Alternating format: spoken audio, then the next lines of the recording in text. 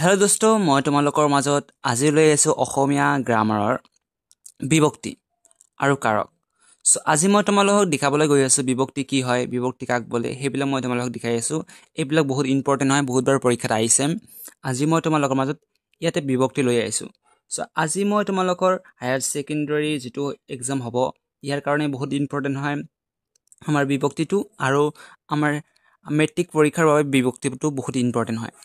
আজি মই তোমালোকৰ মাজত সেই বিভক্তিটো কৰাই দিম। বিভক্তিটো অতি সহজ বাক্যত মই লিখিছোঁ, অতি সহজ চেণ্টেঞ্চত মই এই বিভক্তিটো লিখিছোঁ, তোমালোকক দেখাই দিম। ইয়াৰ প্ৰথম কোৱেশ্চনটো হৈছে যে বিভক্তি কাক বোলে।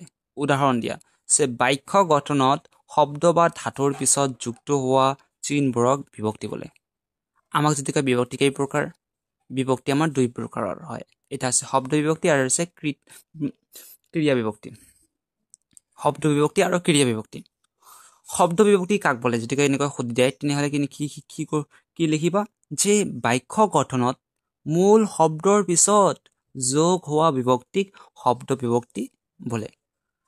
এই উদাহৰণ দিছোঁ যে নয়নে, ইয়াত কৈছে নয়নে ইয়াৰ মেইন আমাৰ মূল শব্দ আমাৰ কৈছে নয়ন, আৰু ইয়াত যোগ হৈ গৈছে যোগ হৈছে, সেইকাৰণে কৈছে নয়নে আছে, নয়নে পৰিছে। এই দুটা তোমালোকে উদাহৰণ দি দিবা। ইয়াক কৈছে গুৰু মূল শব্দ হৈছে আমাৰ গুৰু, আৰু ক অহাৰ কাৰণে গুৰুক হৈ গৈছে, সেই গুৰুক শ্ৰদ্ধা কৰিব লাগে। এইটো কি শব্দ বিভক্তি হয়। অ'কে, গম পালা শব্দ বিভক্তি কি? এতিয়া যেতিয়া আমাক কয় শব্দ বিভক্তি কেই প্ৰকাৰ আৰু কি কি, যে শব্দ বিভক্তি আমাৰ হৈছে 7 প্ৰকাৰত থাকে। এই যে এটা হৈছে প্ৰথমা বিভক্তি কি হয়? অ ই এ লৰা অ আহিছে সেইকাৰণে লৰাই, ই আহিছে তাৰপিছত লৰায়ে, তাৰমানে এ আহিছে সেইকাৰণে লৰাই, এনেকৈ লিখিবা। তাৰপিছত দ্বিতীয় বিভক্তি ক, লৰাক, আমি উদাহৰণ দিছোঁ লৰাক। তৃতীয় বিভক্তি ৰে দি দ্বাৰা, লৰাৰে, লৰা দি লৰাৰ দ্বাৰা। চতুৰ্থী বিভক্তি কক লৈ, লৰাক লৈ, লৰাক লৰালৈ। অ'কে। পঞ্চমী বিভক্তি পৰা, লৰাৰ পৰা, বা তোমালোকে গাঁৱৰ পৰা লিখিব পাৰা। তোমালোকে মই এঠাই উদাহৰণ দি বুজাইছোঁ যাতে তোমালোকে বুজিবলৈ সহজ হয়। ষষ্ঠী বিভক্তি মানে লৰাৰ। সপ্তমী বিভক্তি সপ্তমী বিভক্তি হয় লৰাত। তোমালোকে এই 7টা লিখি ল'বা, আৰু লগতে লিখি লোৱা, আৰু লগতে এই বিভক্তি কাক বোলে আৰু শব্দ বিভক্তি কাক বোলে সেইকেইটা লিখি লোৱা। অ'কে, এতিয়া হৈছে আমাৰ ক্ৰিয়া বিভক্তি। ক্ৰিয়া বিভক্তি কি? যে ধাতু বা ক্ৰিয়াৰ